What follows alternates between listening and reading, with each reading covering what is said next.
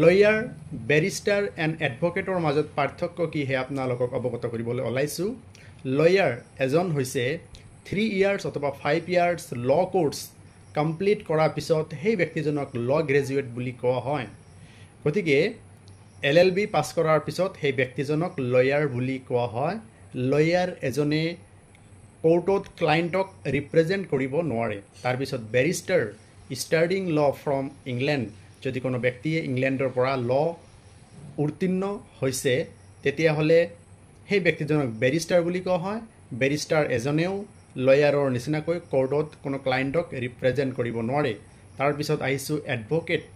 Advocate এজন হৈছে 3 years অথবা 5 ইয়াৰ্ছ ল কোৰ্ছ কমপ্লিট কৰাৰ পিছত সেই ব্যক্তিজনে বাৰ কাউন্সিল অফ ইণ্ডিয়া অথবা ষ্টেট বাৰ কাউন্সিলত নিজৰ নামটো এডভকেট হিচাপে ইনৰোল কৰিলে আৰু তাৰপিছত বাৰ কাউন্সিল অফ ইণ্ডিয়াই যিটো এক্সাম পাতে, এডভকেট কোৱালিফিকেশ্যন এক্সাম যিটো পাতে, সেই বাৰ কাউন্সিলৰ এক্সামত নিজকে কোৱালিফাই কৰাৰ পিছত সেই ব্যক্তিজনে কোৰ্টত কোনো ক্লায়েণ্টক ৰিপ্ৰেজেণ্ট কৰিব পাৰে।